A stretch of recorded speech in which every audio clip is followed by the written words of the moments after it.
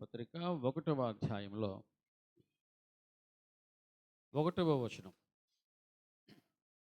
దేవుని చిత్తము వలన క్రీస్తు యేసు అపోస్తులుడైన పౌలు ఎఫెసులో ఉన్న పరిశుద్ధులను క్రీస్తు యేసునందు విశ్వాసులైన వారికి శుభమని చెప్పి వ్రాయను చాలము. ఇందులో ఒక మాట మనం ధ్యానించుకున్నాం. ఒకటి, దేవుని చిత్తము. దేవుని బిడ్డలారా, ఈరోజు మరి ఒక మాట మనం ధ్యానించుకోబోతూ ఉన్నాం. క్రీస్తు యేసు అపోస్తులుడైన పౌలు ఒకసారి పిలువబడిన తర్వాత పిలువబడిన వారు క్రీస్తు యేసు సంబంధులుగా ఉంటారు. దేవుని నామానికి మహిమ కలుగునుగాక.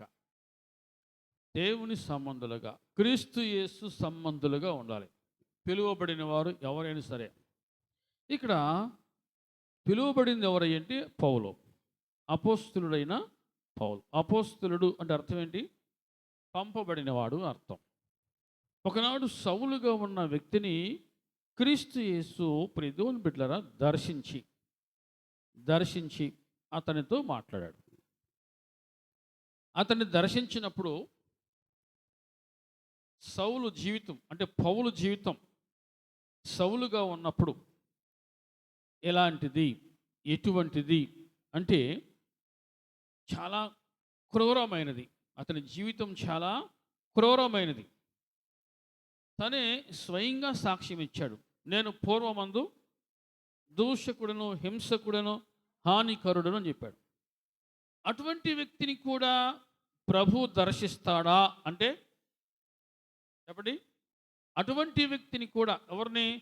హానికరుడు, హింసకుడు, దూషకుడు, సంఘాన్ని చిత్రహింసలు పెట్టిన వాడిని కూడా ప్రభు దర్శిస్తాడా అంటే దర్శిస్తాడు. దేవుని నామానికి మహిమ కలుగునుగాక. దేవుని బిడ్డలారా, ఆయన ఎవరినైతే దర్శిస్తాడో, ఆయన ఎవరినైతే పిలుస్తాడో వారి జీవితాలే మారిపోతాయి. ఒకనాడు నేను హానికరుడను, హింసకుడను, దోషకుడను అని సాక్ష్యం ఇచ్చిన వాడు ఈరోజు ఎలా మారిపోయాడంటే అపోస్తులుడుగా మారిపోయాడు. అపోస్తులుడుగా జీవితమే మార్చబడిపోయింది. దేవుని బిడ్డలారా, క్రీస్తు యేసు సంబంధిగా పూర్తిగా మారిపోయాడు. క్రీస్తు యేసు అపోస్తులుడుగా పౌలు మారిపోయాడు. దేవుని బిడ్డలారా, ఈనాడు చాలామంది మారిపోతున్నారు. దొంగలు మారుతున్నారు, వ్యభిచారులు మారుతున్నారు, తీవ్రవాదులు మారుతున్నారు, వ్యభిచారులు మారుతున్నారు. ఒకనాడు వారి జీవితము వారికే రోతగా ఉంది, ఒకనాడు వారి జీవితము వారికే అసహ్యంగా ఉంది. కానీ అది ఎప్పుడైతే పూర్తిగా తప్పు అని తెలిసిందో, దేవుని బిడ్డలారా, వారి జీవితాలను సరిచేసుకోవడం కోసం దేవుని వాక్యానికి వారు తమను తాము అప్పగించుకుంటున్నారు. దేవుని వాక్యానికి తమను తాము అప్పగించుకున్నారు. ఆ విధంగా ఈనాడు ప్రపంచం అంతా మారిపోతూ ఉంది. దేవుని బిడ్డలారా, దేవుని నమ్ముకుని చెడిపోయిన వారు ఎవరు కూడా లేరు, వాళ్ళు మారని వారితో తప్ప. దేవుని నమ్మి మారిన వారు జీవితాలను బాగు చేసుకున్నారు, కుటుంబాలను బాగు చేసుకున్నారు, బ్రతుకును బాగు చేసుకున్నారు. దుఃఖం, ఏడుపుతో ఉన్న జీవితాలను సంతోషంగా మార్చుకున్నారు, సంతోషభరితులయ్యారు. ఒకనాడు నా జీవితము ఇటువంటిది, కానీ ఈనాడు నేను ప్రభువును నమ్ముకున్నాక నా జీవితాన్ని నా ప్రభువు మార్చాడు. నా కుటుంబంలో లేని సంతోషం, ఆనందాన్ని ఇప్పుడు నేను నా ఇంటిలో నేను చూస్తున్నాను అని సాక్ష్యం ఇస్తూ ఉన్నారు. దేవుని నామానికి మహిమ కలుగునుగాక. సౌలుగా ఉన్నటువంటి వ్యక్తి పౌలుగా మారిన తర్వాత అతని జీవితమే మారిపోయింది. నన్ను పిలిచినవాడు నమ్మదగినవాడు అని గొప్ప సాక్ష్యం ఇచ్చాడు. నన్ను పిలిచినవాడు నమ్మదగినవాడు అని సాక్ష్యం ఇచ్చాడు. దేవుని బిడ్డలారా, ఆయన విలువ తెలిస్తే, ప్రభు యొక్క విలువ తెలిస్తే ఖచ్చితంగా ఆయనను విడిచిపెట్టి ఉండలేరు. దేవుడి నామానికి మహిమ కలుగునుగాక. ఆయనను వెంబడించకుండా ఉండలేరు. ఆయన విలువ తెలిస్తే ఖచ్చితంగా ఆయనను వెంబడిస్తారు. నా చావైనా బ్రతుకైనా ఇక ఆయన కోసమే, ఆయనతోనే నా బ్రతుకు అని ఒక తీర్మానానికి వస్తారు. మరి దేవుని బిడ్డల, ఇక్కడ ఒక వ్యక్తి జీవితమే మారిపోయింది. ఒక వ్యక్తి జీవితం మారిపోయింది. ప్రభువును సొంత రక్షకునిగా అంగీకరించాడు. హల్లెలూయా. సొంత రక్షకునిగా అంగీకరించాడు. ఎప్పుడైతే ఆ వ్యక్తి పిలువబడ్డాడో, పిలువబడినది మరుక్షణమే. దేవుని బిడ్డరా, ప్రభువును చూచినటువంటి మరుక్షణంలోనే అతని జీవితము ఎంత భయంకరమైందో, ఎంత క్రూరమైందో తనకి అర్థమైపోయింది. అటువంటి క్రూరత్వాన్ని చంపుకొని ఒక మనిషిగా మారిపోయాడు పౌలు. హల్లెలూయా చెప్పండి. ఒక మనిషిగా మారిపోయాడు. దేవుని బిడ్డరా, మారిన తర్వాత ప్రభు గురించి, దేవుని గురించి అద్భుతమైన సాక్ష్యాలు ఇచ్చాడు. అద్భుతమైన సాక్ష్యాలు చెప్పాడు. దేవుని బిడ్డ, ఇక్కడ మనం చూస్తున్నాం, క్రీస్తు యేసు అపోస్తలుడిగా మారిపోయాడు పౌలు. అది కూడా దేవుని చిత్తము అన్నాడు. దేవుని చిత్తము వలన. ఈనాడు మారకపోతే బాధపడాలి, కానీ మారితే బాధపడుతున్నారు ఈనాడు. అయ్యా వీడు చర్చికి వెళ్తున్నాడు, అయ్యా వీడు చర్చికి వెళ్ళింది గురించి మా ఇంట్లో మాకు మాటలు లేకపోయినాయి అనేవాళ్ళు కూడా కొన్ని చోట్ల ఉన్నారు. మారకపోతే బాధపడాలి, కానీ మారితే బాధపడే ఉన్నారు. చర్చికి వెళ్ళకపోతే బాధపడాలి, కానీ చర్చికి వెళితే బాధపడుతున్నారు. దేవుని బిడ్డరా, ఒక కొటేషన్ మీకు జ్ఞాపకం చేసిన స్టేటస్ నేను పెట్టాను. ఒక వ్యక్తి అద్భుతమైన సాక్ష్యం ఇచ్చాడు. నేను బైబిల్ చేతపుచ్చుకున్న తర్వాత ప్రభువును నమ్ముకున్నందుకు ఒకరు నొచ్చుకున్నా, ఒకరు బాధపడినా నాకు అనవసరం, నేను ఆయన కోసం ఉంటా, నేను ఆయన కోసం జీవిస్తా అన్నాడు. దేవుని బిడ్డరా, ఈ వ్యక్తి పౌలు జీవితాన్ని మార్చేసుకున్నాడు. ప్రభు యొక్క పిలుపును, అంటే దమస్కు ప్రాంతానికి వెళ్తున్న సమయంలో ప్రభు ఏ విధంగా దర్శించాడో, ఏ విధంగా పిలుచుకున్నాడో, ఆ పిలుపును ఒక చక్కటి పేరు పెట్టి పిలిచాడు. ఏమని పిలిచాడు చూద్దాం. ఫిలిప్పీయులకు రాసిన పత్రికలో 3వ అధ్యాయం మనం చూస్తూ ఉన్నాం. 14వ వచనం. క్రీస్తు యేసునందు దేవుని ఉన్నతమైన పిలుపు. హల్లెలూయా చెప్పండి. ఆ పిలుపు ఎటువంటి పిలుపు అంటున్నాడు? ఉన్నతమైన పిలుపు. ఈనాడు చాలామందికి ఆ పిలుపు యొక్క మాధుర్యము, ఆ పిలుపు యొక్క విలువ తెలియట్లా. సౌలా సౌలా నన్నెందుకు హింసిస్తూ ఉన్నావు? నేనా? నిన్న? అసలు ఎవరు ప్రభువా నువ్వు? అసలు ఎవరు నువ్వు ఎవరినైతే హింసిస్తున్నావో ఆ యేసును నేనే. హల్లెలూయా చెప్పండి. ఆ యేసును నేనే. ఎప్పుడైతే ప్రభువు దర్శించాడో, పిలుచుకున్నాడో, అపోస్తలుడైన పౌలు ఆ పిలుపుకు ఒక చక్కటి పేరు పెట్టాడు. ఏంటో పేరండి? ఉన్నతమైన పిలుపు. High calling. పరలోక సంబంధమైన పిలుపు. అది పరలోక సంబంధమైన పిలుపు. ఆ పిలుపు యొక్క విలువను తెలుసుకున్నాడు. ఇలా చాలామందికి ఇప్పుడు దేవుని బిడ్డలారా, ఆ పిలుపు యొక్క విలువ తెలియట్లేదు, తెలుసుకోలేకపోతున్నారు. ఆ పిలుపు యొక్క విలువ తెలుసుకోలేక జీవితాన్ని పూర్తిగా మార్చుకోలేని స్థితిలో ఉన్నారు. కానీ అపోస్తలుడైన పౌలు ఆ పిలుపుకున్న విలువను గుర్తించి, గ్రహించి, తెలుసుకొని తన జీవితాన్ని సంపూర్ణంగా దేవునికి అప్పగించుకున్నాడు. తను ఏమంటాడంటే, ఇక నాకు చావైనా నా బ్రతుకైనా ఇక ఆయన కోసమే అన్నాడు. హల్లెలూయా చెప్పండి.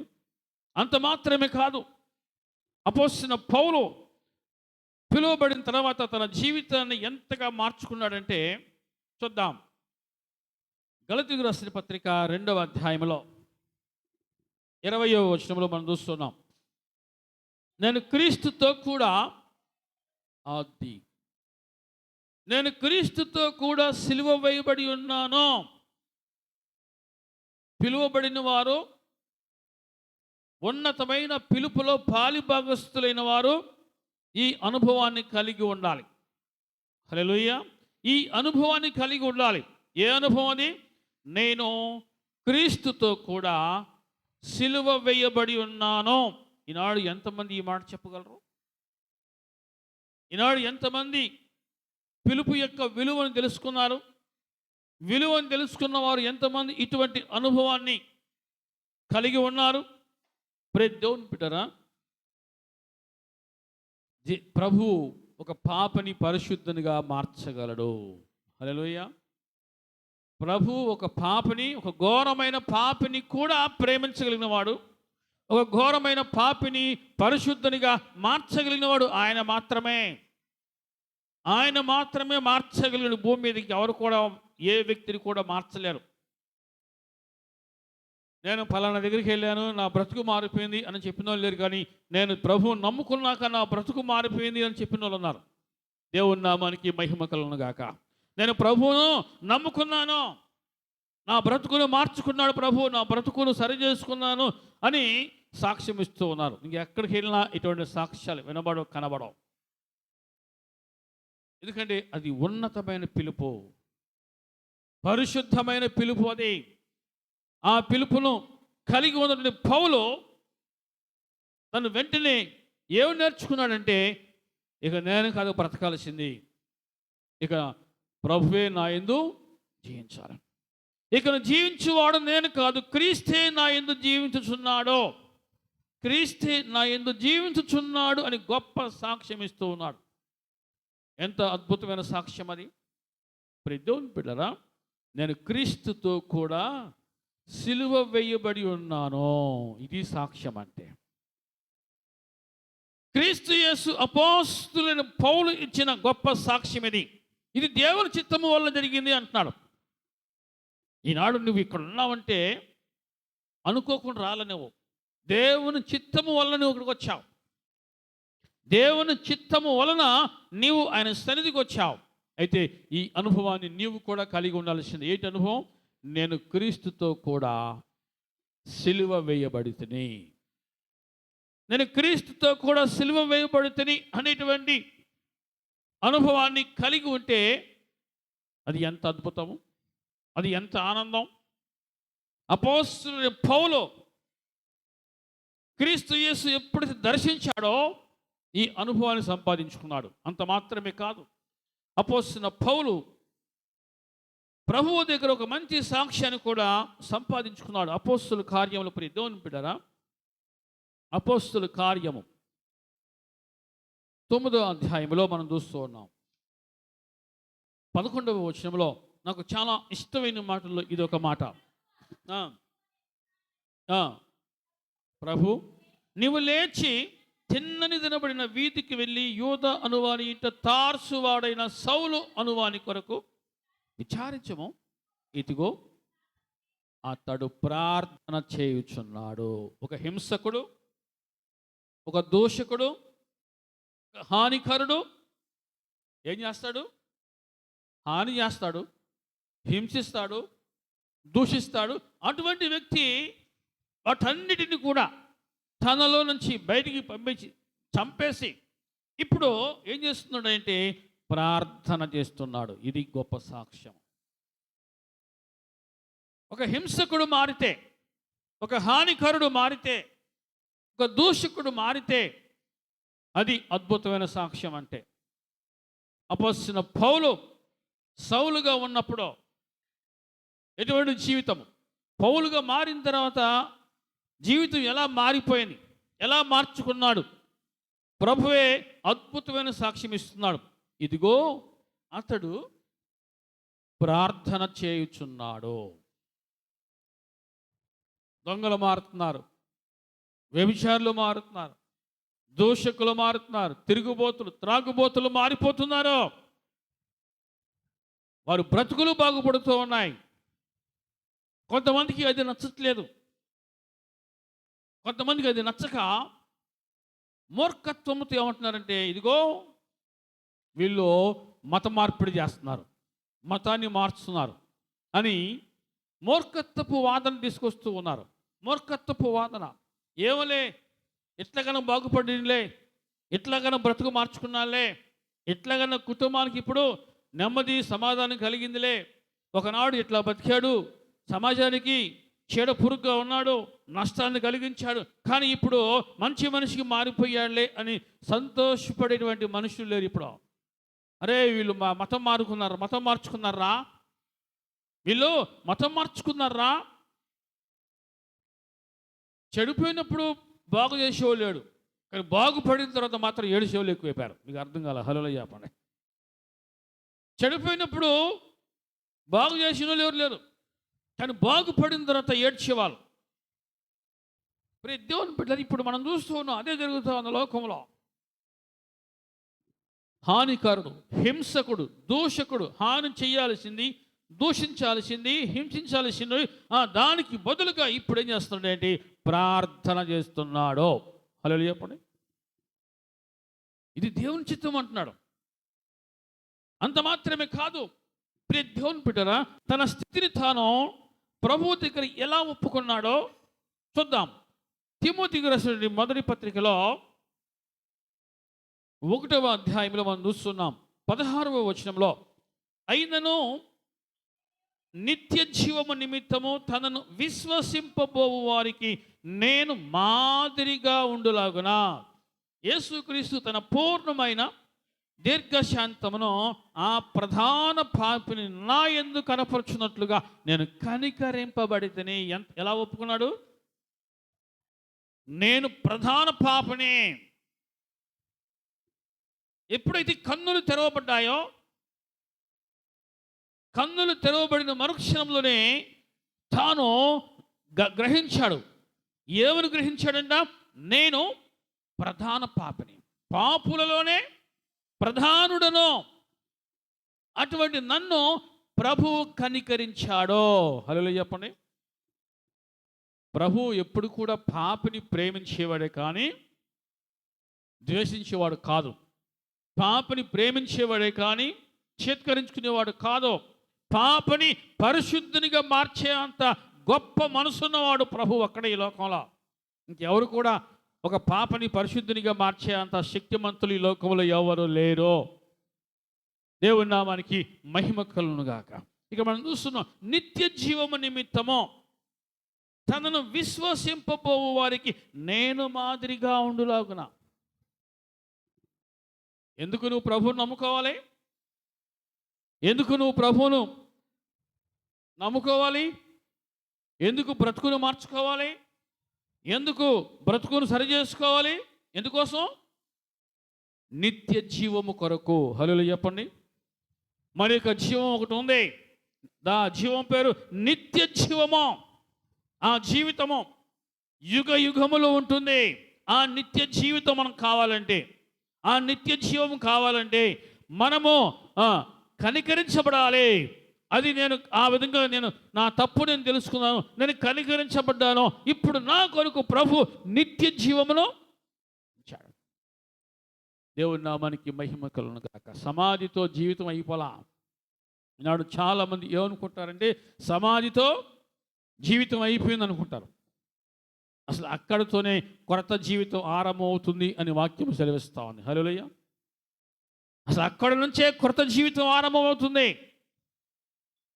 ప్రతి దేవుని బిడ్డలారా, నేను పాపులలోనే ప్రధానమైన పాపిని అని ఒప్పుకున్నాడు.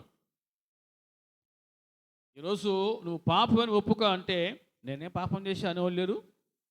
నేనేం పాపం చేశా, నేనంత తప్పేం చేశా, నేనంత ఘోరమైన పాపం ఏం చేశా అనుకుని సమర్థించుకునే వాళ్ళు చాలామంది ఉన్నారు.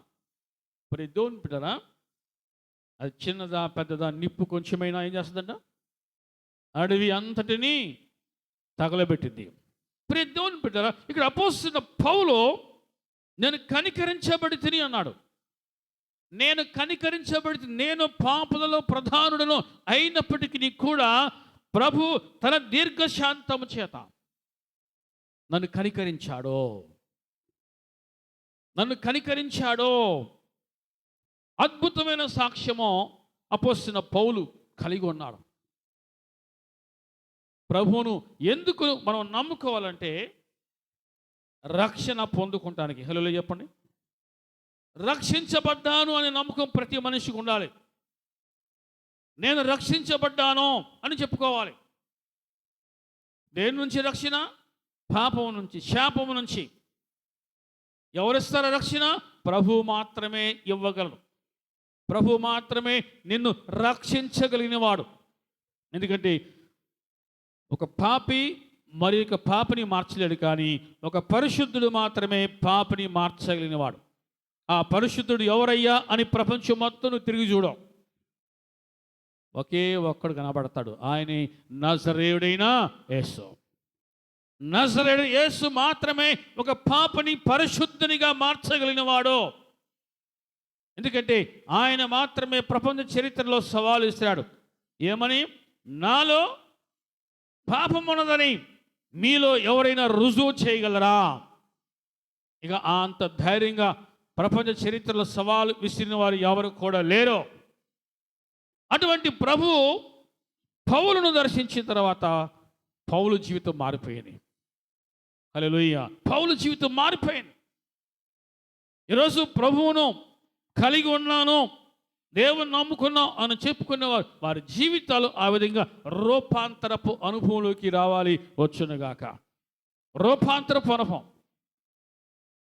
ప్రభు యొక్క విలువ తెలుసుకుంటే ఖచ్చితంగా తన స్థితి ఏమిటో, తన బ్రతుకు ఏమిటో తనకు అర్థమైపోతుంది. తన బ్రతుకు, తన స్థితి తెలుసుకున్నవారు ప్రభు యొక్క విలువ ఏమిటో ఖచ్చితంగా తెలుసుకొని ఆగకుండా, ఆలస్యం చేయకుండా వెంటనే ప్రభు పాదాల యొద్దకు వస్తారు. ప్రభు విలువ తెలియాలి. ఆకలేసినప్పుడు ఏమవుతాడు? ఆకలేస్తే అన్నం విలువ తెలిసిద్దంట. ప్రభు విలువ ఎప్పుడు తెలిసింది? తన జీవితం తనకు రోతగా, పూర్తిగా రోతగా, నేను హింసకుడును, దోషకుడును, హానికరుడు అని ఇవన్నీ చేసినప్పుడు అతను తప్పని ఫీలా. నేను చేసేది రైటే అనుకున్నాడు. కానీ ప్రభువును చూసిన తర్వాత తను ఎంత ఘోరమైన పాపో తనకు అర్థమైపోయింది. నేను పాపులలో ప్రధానమైన పాపిని అన్నాడు. నేను ప్రధానుడను. దేవుని బిడ్డరా, జక్కయ్య కూడా అదే విధంగా ఒప్పుకున్నాడు. ఎప్పుడైతే ప్రభువును ఇంట చేర్చుకున్నాడో ఏం జరిగింది? తన స్థితిని తాను తెలుసుకున్నాడు, ఒప్పుకొని విడిచిపెట్టాడు. విడిచిపెట్టిన మరుక్షణమే ప్రభు అన్నాడు, ఇతడును అబ్రహాము కుమారుడే, ఇతడును అబ్రహాము కుమారుడే, నేడు ఈ ఇంటికి రక్షణ వచ్చి ఉన్నదే. ఇప్పుడు పౌలు రక్షించబడ్డాడు. రక్షించబడిన వాడు అంటున్నాడు, ఇది దేవుని చిత్తం. ఇది నేను రక్షించబడుట, నేను కనికరించబడుట, ఇది దేవుని చిత్తము వల్ల జరిగినది. దేవుని చిత్తము వలన జరిగినది. ఎప్పుడైతే ప్రభు పౌలును దర్శించాడో, దేవుని బిడ్డరా, ఈ లోకములో తనకున్నటువంటి విలాసవంతమైన జీవితం, లాభకరమైన జీవితం ఏదైతే ఉందో దాన్ని నష్టముగాను, ఇది యోగ్యమైనది కాదు అని తెలుసుకున్నాడు. అంటే లోకంతో ఉన్నటువంటి భవబంధాలు ఏవైతే ఉన్నావో వాటిని తెంచుకొని ఇక పూర్తిగా ప్రభువును హత్తుకొని జీవించడం నేర్చుకున్నాడు. ప్రభువును హత్తుకొని జీవించడము నేర్చుకున్నాడు. దేవుని బిడ్డలారా, ఈరోజు నీవు ప్రభువును నమ్ముకున్నావు. నిజంగా ప్రభువును హత్తుకుని జీవిస్తున్నావా? ప్రభు పాదాల దగ్గర ఉండి జీవిస్తున్నావా? అపోస్తలుడైన పౌలు అద్భుతమైన సాక్ష్యం ఇస్తున్నారు, నేను కనికరించబడితేనే అని. ఈరోజు నీవు ఆ మాట చెప్పగలవా? నేను కనికరించబడితేనే, ఇక నేను ఉన్నంత కాలము ఆయనను విడిచిపెట్టను, ఆయనకు దూరం కాలేను. ఈనాడు ప్రియ దేవుని బిడ్డ చాలామంది ఎలా ఉన్నారంటే గోడ మీద పిల్లులాగా ఉన్నారు. ఎలా ఉన్నారు చెప్పండి? అవకాశం దొరికితే ఎటు నుంచి ఎటైనా దూకే విధంగా ఉన్నారు. ఎటు నుంచి ఎటైనా దూకే విధంగా ఉన్నాను, కానీ నేను నా జీవిత కాలం అంతయు ప్రభువుని ఆయన నమ్ముకుంటాను, వెంబడిస్తాను, హత్తుకుని జీవిస్తాను అనేటువంటి సాక్ష్యాలు కరువైపోతూ ఉన్నాయి. ప్రభువును నమ్ముకోవాల్సింది ఈ లోక సంబంధమైన వాటి కోసం కాదు. ఈ లోక సంబంధమైన వాటి కోసం అయితే ప్రభువును నమ్ముకోవాల్సిన అవసరమే లేదు. ఈనాడు చాలామంది ఎందుకు నమ్ముకున్నారండి? ఈ లోక సంబంధమైన వాటి కోసమే ప్రభువును నమ్ముకున్న వాళ్ళు ఉన్నారు. అది తేడా వచ్చిందో, ప్రభు మాకు ఇల్లు చూడలేదు, మాకేం చేశాడు, మాకేమి ఇచ్చాడు, ఇటువంటి మాటలు అనేవాళ్ళు ఉన్నారు. అటువంటి మాటలు రికార్డు చేసి సోషల్ మీడియాలో పెట్టి అటువంటి మాటలను ప్రచారం చేసేటువంటి మూర్ఖపు మంద కూడా ఉంది, ఒక అల్లరి మోక. దేవుని బిడ్డరా, నిజంగా మారితే జీవితం ఎంత విలువైందిగా ఉంటుందో మారిన వారికే అర్థమైతే నిండు కొండగా వారు ఉంటారు. హల్లెలూయా! నిండు కొండగా వారు ఉంటారు. అపోస్తలుడైన పౌలు ఉన్నతమైన పిలుపును నేను పొందుకున్నాను, నేను కనికరించబడితిని, నేను రక్షించబడితిని అని సాక్ష్యం ఇచ్చాడు. అంత మాత్రమే కాదు, తను తిమోతికి రాసిన పత్రికలో దేవుని బిడ్డరా ఒక డైమండ్ వర్డ్, ఒక విలువైన మాట ఇక్కడ చెప్తూ ఉన్నాడు.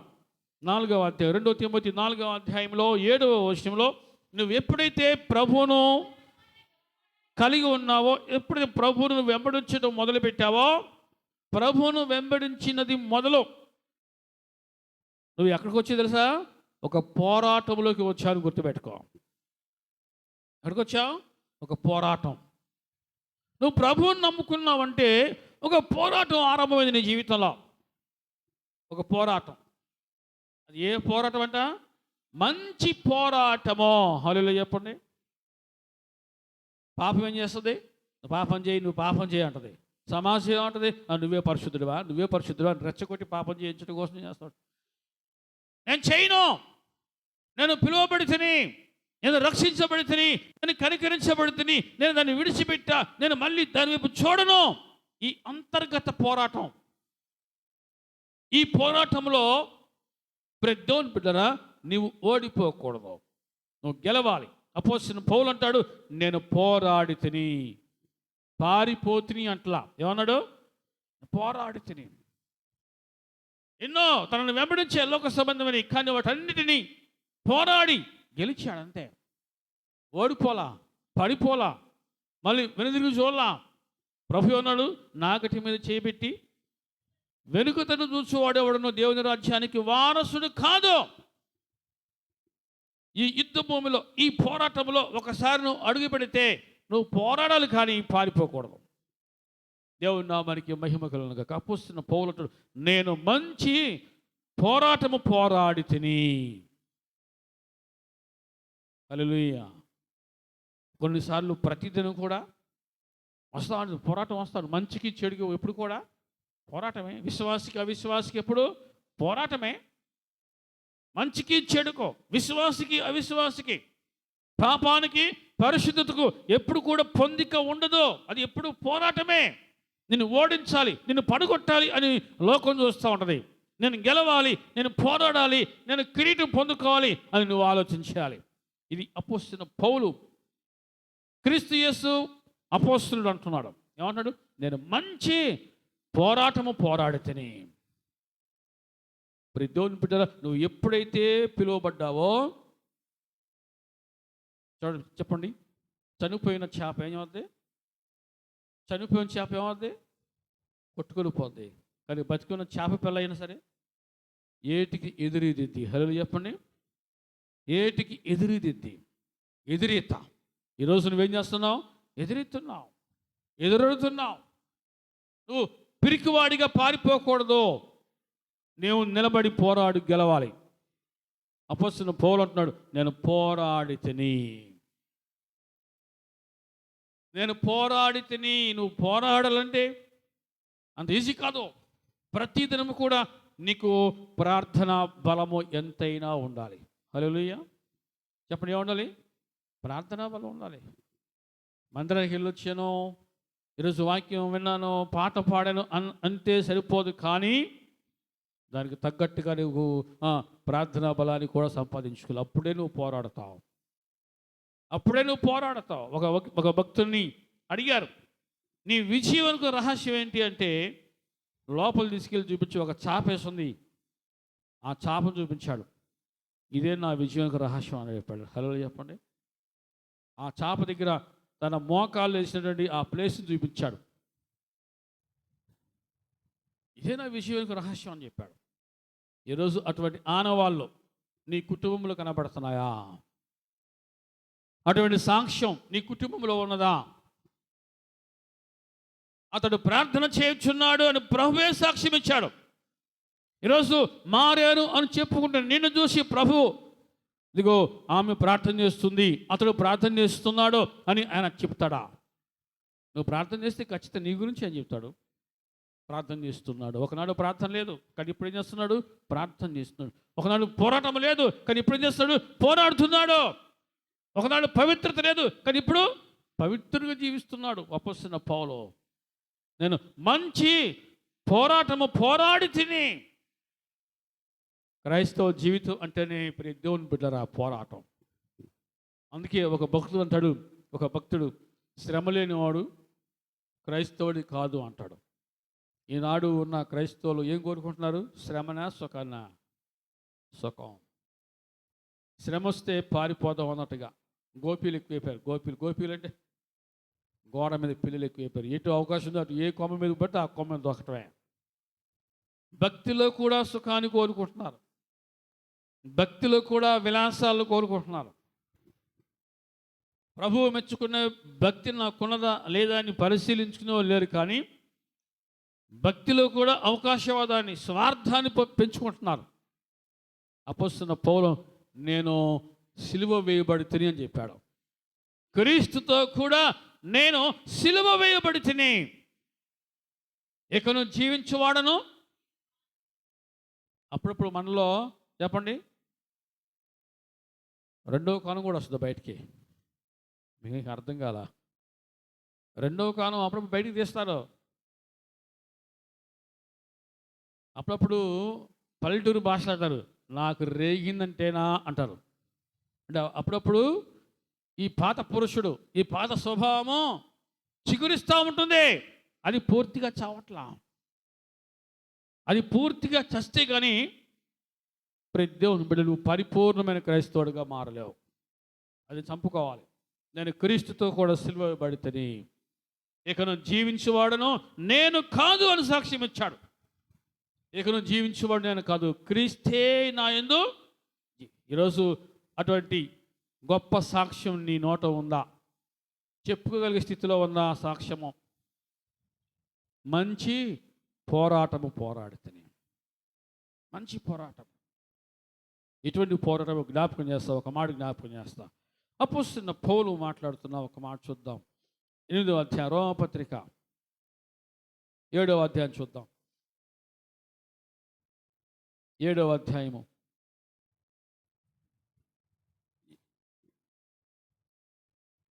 రోమపత్రిక 7వ అధ్యాయం 17 నుంచి చూద్దాం.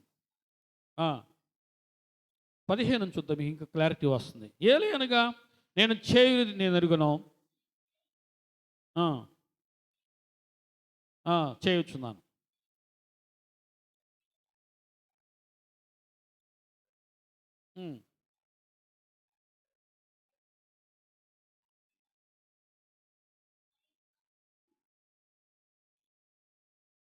అది నా శరీరమందు మంచిది ఏదియో నివసింపదని నేనెరుగుదును.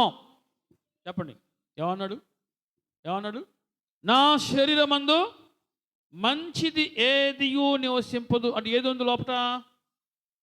మంచికి వ్యతిరేకం ఏంటి? చెడు. నా శరీరమందు మంచిది ఏదియో నివసింపదని నేనెరుగుదును. మంచోడు కాదు అంటే చాలు, వెంటనే మనకి ఏమొస్తుంది చెప్పండి? రోషం వచ్చేస్తుంది. మంచిదని కాదు అంటే ఏమొస్తుంది? రోషం వచ్చేస్తుంది ఎవరికైనా సరే. ఎందుకంటే మనము నిప్పులా కనబడాలి. అపొస్తలుడైన పౌలు అంటాడు, నా శరీరమందు మంచిది ఏది నివసింపదని నేనెరుగుదును. అందుకే ఏం చేశాడు? నేను క్రీస్తుతో కూడా సిలువ వేయబడ్డాను. శరీరంలో మంచిది లేదు, అంటే మంచికి వ్యతిరేకము చెడు, అదే పని చేస్తుంది. ఈనాడు చాలా మందిలో ఏ పని చేస్తా ఉంది? ఇదే పని చేస్తా ఉంది. దాన్ని చంపుకుంటే నీవు కూడా క్రీస్తు సంబంధిగా మారిపోతావు. హల్లెలూయా చెప్పండి. మంచిది ఏది నివసింపటి నేను ఎరుగుదును, మేలేనిది చేయవలని ఇచ్చ నాకు తటస్థమై ఉంది, కానీ దాన్ని చేయటం నాకు తటస్థము కాదు. అంటే మంచి చేయాలనుకున్నా చేయలేకపోతున్నా. కారణం ఏంటి? అసలు నాలో మంచి లేదు. అంటే తను ఒప్పుకున్న దాంట్లో ఎంత ఓపెన్గా ఉండొచ్చు, ఓపెన్ మైండెడ్, ఎంత ఓపెన్గా ఒప్పుకుంటున్నాడు. అసలు నాలో మంచిది ఏది లేదు అని ఒప్పుకున్నాడు. అలా ఒప్పుకున్నాడు కాబట్టి కనికరించబడ్డాడు. హల్లెలూయా. పౌలా, ఎప్పుడైతే ఆ స్వరం విన్నాడో, ఎవరివే నువ్వు? సౌలా, నువ్వు ఎవరినైతే హింసిస్తున్నావో ఆ యేసును నేనే. వెంటనే తన జీవితాన్ని సరెండర్ చేస్తున్నాడు. ప్రభు ఒక పాపని, ఒక దుర్మార్గుని, ఒక వ్యభిచారిని, ఒక మోసగాడిని, ఒక దూషకులను, సమాజంలో పనికిరానోడు ఎవరైతే అటువంటి వారిని కూడా ప్రభు మారుస్తూ ఉన్నాడు. ఈనాడు మార్చుకుంటున్నాడు. ఎన్నిక లేని వారిని ఎన్నిక చేసుకుంటున్నాడు. ఎటువంటి ఏ అర్హత యోగ్యత లేని వారిని అర్హులుగా, పాత్రులుగా నిలబెట్టుకుంటూ వారిని కూడా ఒక పాత్రగా, ఒక పనిముట్టుగా, ఒక సాధనంగా వాడుకుంటున్నాడు. అది ఈనాడు కొంతమంది నచ్చట్లా. అది ప్రభుకి ఇష్టం. మార్చుకోవడం ప్రభుకి ఇష్టం. దేవుని బిడ్డలారా, ఎవరైతే ప్రభువుకు వ్యతిరేకంగా పనిచేశారో ఆ వ్యక్తినే ప్రభు మార్చుకున్నాడు. ఆ వ్యక్తినే ప్రభువు పట్టుకున్నాడు. ఆ వ్యక్తినే ప్రభువు బంధించాడు. బంధించబడిన ఆ వ్యక్తి ఏమన్నా, నేను క్రీస్తు ఖైదీని అన్నాడు. హల్లెలూయా చెప్పండి. ప్రభువుకు వ్యతిరేకంగా పనిచేసిన వ్యక్తిని ప్రభువు పట్టుకున్నాడు, బంధించాడు. బంధించబడిన వ్యక్తి అంటున్నాడు, నేను క్రీస్తు ఖైదీని, నేను అపోస్తులను, నేను క్రీస్తుకు ఖైదీగా ఉన్నాను, నన్ను ఆయన బంధించాడు, ఇక నేను ఆ బంధకంలోంచి బయటికి రాలేను. నన్ను ఎలా ఉండాలని కోరుకున్నాడో, ఎక్కడ ఉండాలని కోరుకున్నాడో నేను అక్కడే ఉంటా. అది అలా జరగాలంటే తన శరీరంలో ఏదైతే ఉందో చెడు, దాన్ని చంపుకున్నాడు. చంపుకొని నేను క్రీస్తుతో కూడా సిలువ వేయబడి సాక్ష్యం ఇచ్చాడు. దేవుని చిత్తమును ఎఫెసీయులకు రాసిన పత్రిక 1వ అధ్యాయం మనం చూస్తున్నాం. 1వ వచనంలో దేవుని చిత్తము వలన చాలు. అంటే ఈ అపోస్తలుడైన పౌలు ఎవరంట? క్రీస్తు యేసు సంబంధి. అది దేవుని చిత్తము వలన జరిగినది అని అపోస్తలుడైన పౌలు గొప్ప సాక్ష్యం ఇచ్చాడు. ఈరోజు నువ్వు కూడా ఇవ్వవలసిన సాక్ష్యం చేస్తా. ఈరోజు నేను ఏ విధంగా మందిరానికి వస్తున్నా అంటే ఇది కేవలం దేవుని చిత్తమే. ఇది కేవలం దేవుని చిత్తమే. దేవుని చిత్తము లేకుండా నేను మందిరంలో ఉండలేను, గడపలేను. నేను ఇలా ఉన్నాను అంటే ఇది కేవలం దేవుని చిత్తము అని అద్భుతమైన సాక్ష్యం ఇచ్చాడు. నీవు కూడా అటువంటి సాక్ష్యమును కలిగి ఉందోగాక. మంచి పోరాడాలి. యుద్ధ భూమిలో సైనికుడు ఎలా పోరాడతాడో అలా పోరాడాలి. మంచికి, చెడుకు, విశ్వాసికి, అవిశ్వాసికి ఎప్పుడు కూడా ఇది ఉంటుంది. పోరాటం, ఈ పొందిక ఉండదు, పోరాటమే ఉంటుంది. నువ్వు గెలుచుదోగాక. దేవుని చిత్తమది, నువ్వు గెలవటము దేవుని చిత్తము. ఉన్నతమైన పిలుపు నీకుంది, ఉన్నతమైన పిలుపు. కనికరించబడ్డావు, రక్షించబడ్డావు. ఇక నీవు దేవుని బిడ్డ ఆయన కొరకు మాత్రమే సాక్షిగా జీవించాలి. ఆ విధంగా పౌలు, నేను బ్రతికినను చనిపోయినను క్రీస్తు నా శరీరమందు ఘనపరచబడాలి అని సాక్ష్యం ఇచ్చాడు. అట్టి సాక్ష్యమును మనము కలిగి ఉందముగాక. ఆమేన్. ప్రార్థన చేసుకుందాం.